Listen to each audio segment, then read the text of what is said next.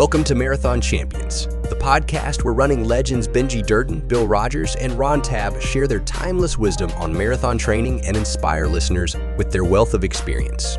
These champions continue to impact the running world today.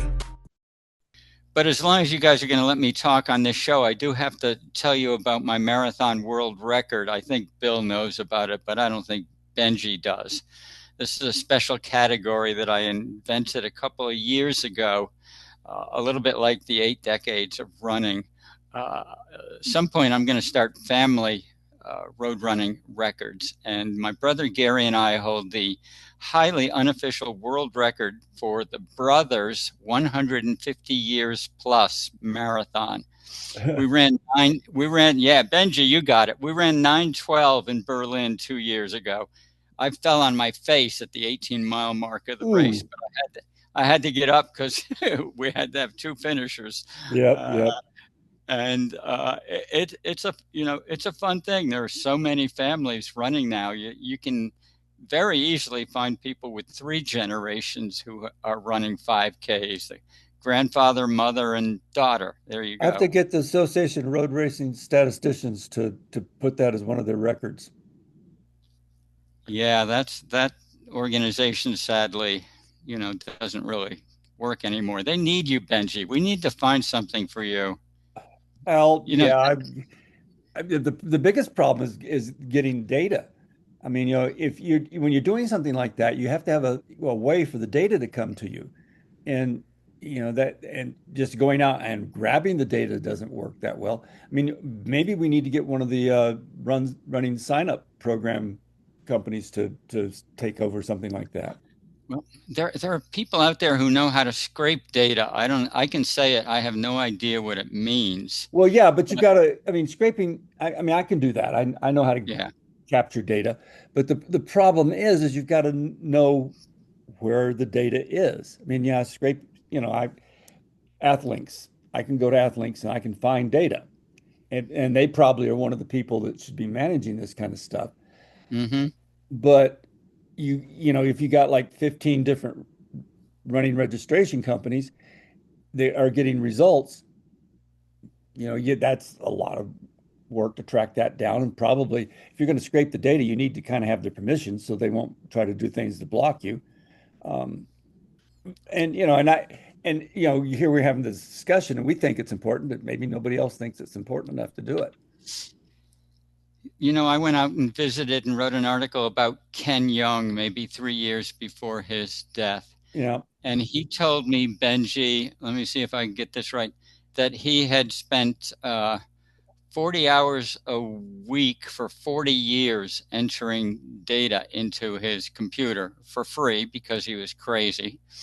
And you want to know how he was scraping it? He was scraping it out of magazines and track and field news, pieces of paper. Well, yeah, that was the only way you could get it back then. Now it's already been entered. And it's also possible I'll scan a page and hit a button and the page is converted to text. You can do that now. Back then you couldn't do that. Mm-hmm. But, it takes time and it takes, some amount of money. And like I say, it's important to us. We all value the history, but a lot of people don't even know the history. Ron was telling me that he knows some high school kids that are good runners that don't know who Prefontaine was. Oh, we had an advertising manager at Runner's World one year and came up and he didn't know who Prefontaine was. Was he a runner? That's everywhere. I heard of high school. Yeah, a little bit. I heard of high school girls in Maine a couple of years ago from a coach who'd never heard of Joan Benoit. So, that's the world we live in. Yes. But some of the stuff like age group records are really important. I got a radical idea for everybody if you want to hear it. Okay. I say to hell with races giving Masters awards or Masters prize money or something. That's a 1980s idea. Let's change it all to single age performances in road racing. Well, Boulder does that. Good. every year I even when I'm running crappy, I'm usually uh, in the single age division. I'm usually placing, in the top 15 or so, even if I'm running crap. And Right. there are records for each single age, which is, for Boulder, that's, but they have a lot of data available. Well, Benji and Amby and Ron, one thing is I think we have to recognize, I think, that around the world it could be different. And you got to, of course, here we have a sports system which isn't interested in our small money sport, but now that marathons are raising huge amounts of money, they may develop an interest. I think what's going to bring our sport back to visibility is going to be women's development in basketball and soccer, because that's going to push the men's side of that sport up higher, especially soccer, which is global. And then you have to deal with it, especially after we get whipped in the World Cup. So this is my way of thinking. But in Europe, where the home of the Olympic Games, original and everything, and where Boston Marathon came from, in Greece and Athens, more and more people are getting into the marathon. The numbers are huge. So we're going through a huge time of change. And I think the health and fitness side of our sport has never really been touched. You know what I'm saying in this country. It's just so I think that will has got to change too. So I think these things are ahead of us, but I don't know if we'll be around for them. Well, and that speaking about the fact that it's a worldwide sport, that's another reason why it's difficult to keep the records we would need to keep, because we can't just have American single age records. Although at the same time, a thought just comes to me about the fact that we have age groupers that are taking performance enhancement drugs, which is a sad thing. Yeah, what is the point of that? I mean, I would take a performance enhancing drug if I thought it was also health enhancing. Yeah, And which is that is different. Health enhancing makes you run better because you're healthier. Right. But well, yeah, I mean, I've had over the last decade a few performance degradation drugs. Yeah. Well, a really interesting question is, what are we going to do with this crazy marathon boom, which is suddenly all around us? What does a business do when it rejects 95% of its customers and say, sorry, we don't want you? That's a funny situation to be in. Yeah, I mean, London being on a 2-day affair. I mean, I don't really know what you can do, because I don't know what the answer is. You can't. I mean, Boston couldn't do like Saturday, Sunday, Monday, and have why? That would be 100,000 people. If they did that, they could do 33,000 all 3 days, and they could get the 100,000 people. I think they probably couldn't house them. There maybe are cities that could, but yeah, and you look at the income that would come to the area from having that. Exactly. And guess what? All these races are in an off season. It's not summer. They don't have tourists flocking there in summer. It's an off season. The business community's all in favor of it. Obviously, there are logistics problems. So London's talking about the double, and maybe you didn't see, Benji, they've also just bought the Frankfurt Marathon. No, I hadn't seen that. Imagine if London buys 5 other European marathons and somehow siphons off their people to go run these races. Yeah, and I'm not unhappy that we have the number of people we have doing it. But it is insane. I mean, to a degree, the elite aspect of it in this country it's begun to increase, but for a long time it had been flat, and now we're starting to see some stellar performances again. But that's my point, is the elite aspect of road racing, marathon racing, has been kind of flat in the United States, and participation seems to have been more important. Well, yes, of course, because it's so hard for Americans to win. Most of us are born at sea level. Well, that's not the only reason, though. I mean, being born at sea level doesn't mean you can't race well. Because the 3 of us, I mean, 4 of us actually, we were sea level runners, and we ran well, and we ran well based on worldwide competition. I mean, I don't think I don't think altitude is the answer for everything. It's Yeah. important, but having lived at altitude since the mid 80s, I don't think it's made that much difference to me. But whatever the factor is, and we don't know, I was writing about it and studying it 30 years ago, trying to figure out the genetics of marathon success, and still nobody knows. But the results are pretty clear. Americans can't beat East Africa. Nobody can beat the East Africans, and that is a bit of a hurdle, I think, for corporate sponsorship and promotion of the sport and market, all the things we would love to go better Well, for the elite athletes. I'll argue For that, elite that we athletes, can beat East Africans because I beat East Africans when we were competing. I mean, I ran faster than East Africans, not all the time. They'd beat me and I beat them. They weren't Yeah. untouchable. Well, there was more there weren't many equality. of them. There weren't as many of them. I agree, but it was possible to beat them. I think part of it is you get this mindset that, well, we can't beat them. And part of the reason for that is we keep seeing a lot of them are taking performance enhancement drugs. So you think you're lining up against one and you think, well, he's already got me beat because he's cheating. And that's not a good way to think. I remember talking to Adam Goucher, it's sort of in the middle of the end of his career. He wasn't quite done, but he was getting close. And he was saying he was always discouraged because he thought he was always racing people that were cheating. And I said, well, you can't think that. You've got to line up and think that you're going to do the best you can and not dwell on these negative aspects. But that's out there. I think that's hurting a lot of the non-East Africans, because they don't, as well as the economics. I mean, I think that's one of the biggest things that's different between, the Western European and American type athletes and the East African athletes is a good win once for an East African is a lifetime of income versus, what it would be for, one of us. It's fascinating now that in the last few years, Westerners have done so much better at the 15, the 5,000, and the 10,000. It hasn't been so apparent in the marathon, but boy, on the track, it really has. And I have no idea what has brought about that change.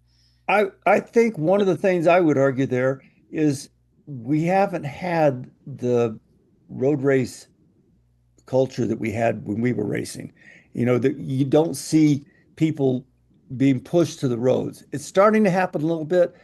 We're starting to see a bunch of guys running in the 209 and down range, which given the shoes is would be expected. But we don't have the depth doing it. It's no longer, we don't show up at a 10K and see 15 guys run under 31 minutes. And it's because we don't have 15 guys training hard enough to run under 31 minutes. And so you have to have that kind of stuff to build the base for the pyramid for the peak to get high enough.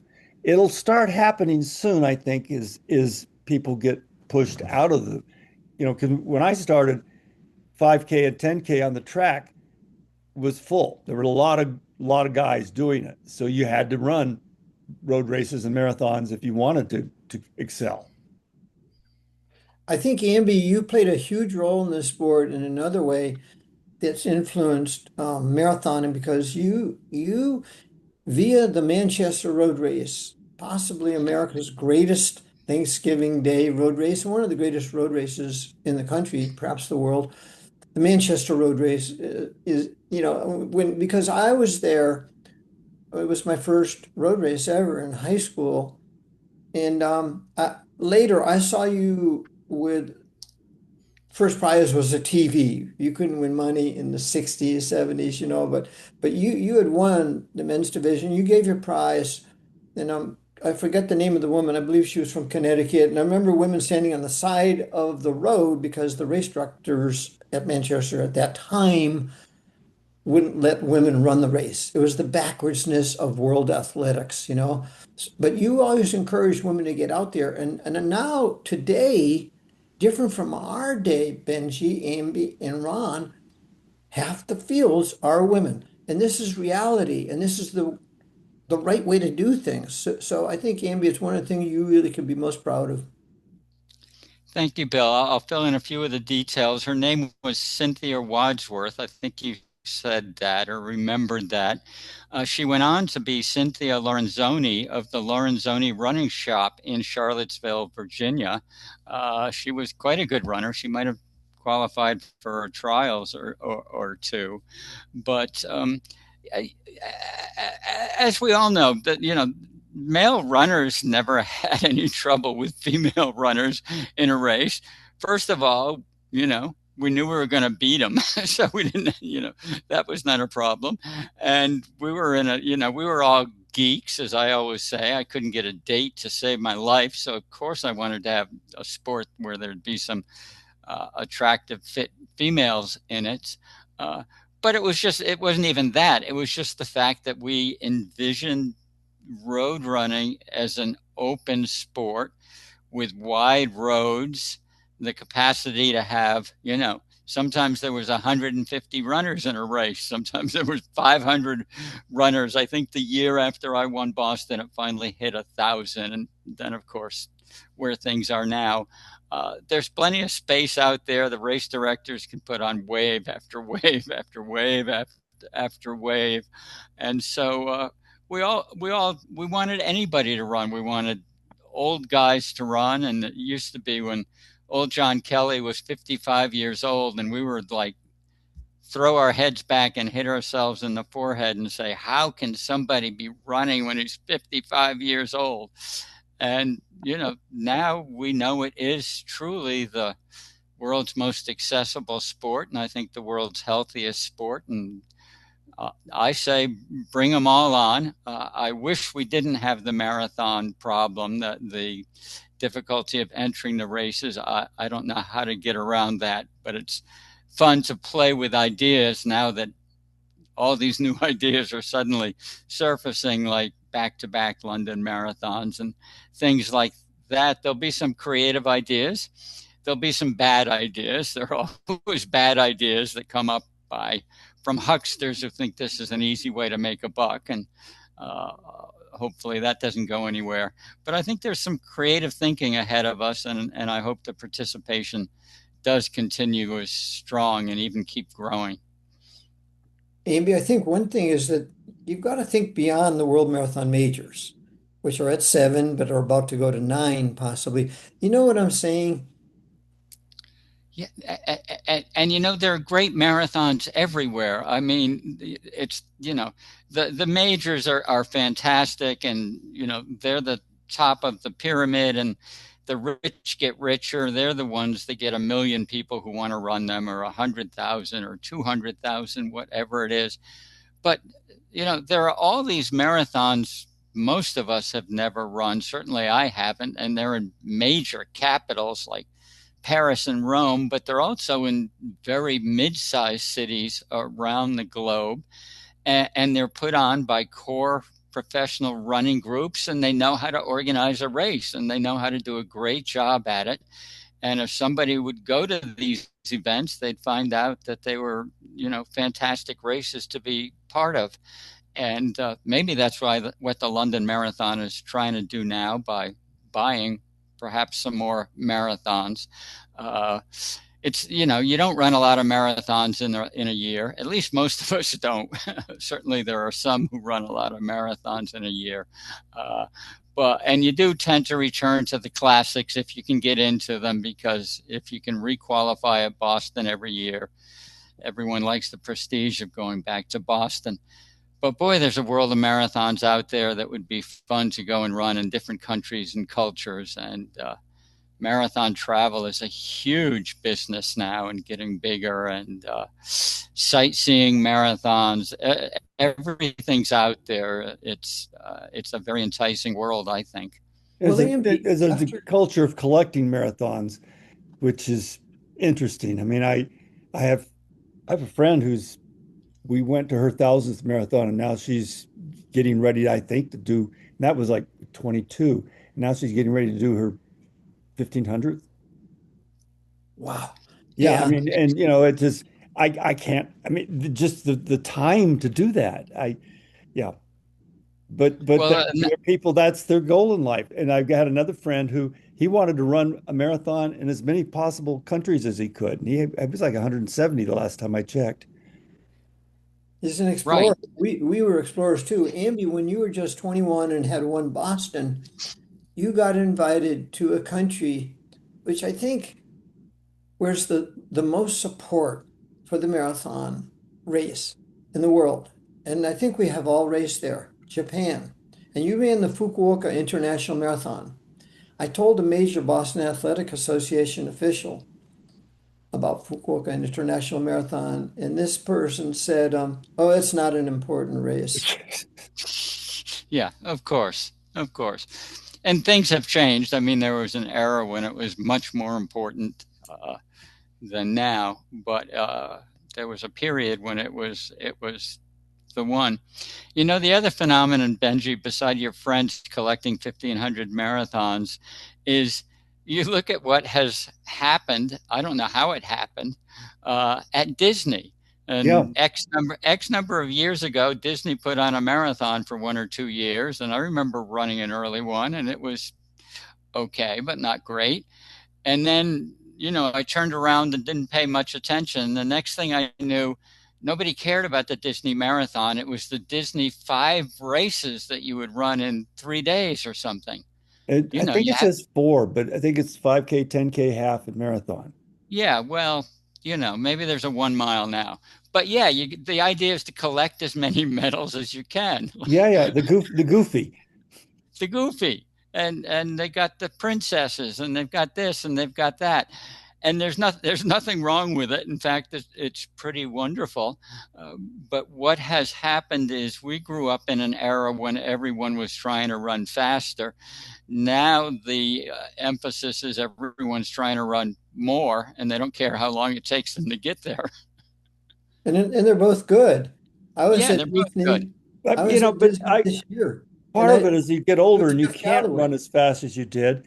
Amy and I started trying to get the 50 states, which we managed, but we did 19 marathons in a year. We found that running a marathon like every other week kept us fairly fast, for our age, because the training effect of just doing the marathon was good. For You were sure. very fit. Yep. But Jeff Galloway did so much for the Disney Marathon. And I was down there this year with Karen looking for him. I was running with a fundraising group, which I've been doing events like this since '76. Um, so I finally found Jeff and his wife, Barbara. And it was like he had the spirit and the attitude that he let his competitive side go. And he said, "No, I want to do something that's different. And I want to reach so many people," which you did too, Amby. We tried to in our different ways. So I think writers and somehow or other, Jeff, he truly wasn't like a guru, an Indian guru. There was something almost religious about Jeff Galloway. And it's true, Amby, as well, don't you think? And Ron and Benji, he was just a different person. Well, yes, and the way I look at it, and the way I tell Jeff's story for him now, is that he found his purpose in life pretty quickly after his competitive career, and it was something nobody else was doing, because every other elite runner who's ever lived hoped that they would eventually get a job coaching at the University of Oregon or Colorado, or coaching other fast runners, or writing books for fast runners or something. And Jeff just found a different path, and it was the one he was meant to be on. Nobody could do it like him. Frankly, nobody cared to be answering questions from 5 and 6 hour marathoners and people who had never run a step in their life and were overweight and out of shape and sickly and non-athletic. But he was, he had the Jeff Galloway eye penetration. He was just in there with every person who he ever spoke with. And through, thousands of weekends when he was conducting clinics at races and little shoe stores and corner places that anywhere runners would assemble, Jeff would talk to them, and the people that he talked to, he had an effect on, and they multiplied, and they didn't run 202 marathons, and nobody knows who their names are, but to them, Jeff Galloway is a very, very special person. He had a huge effect on people, and those people, passed it along. So it's a big, big legacy.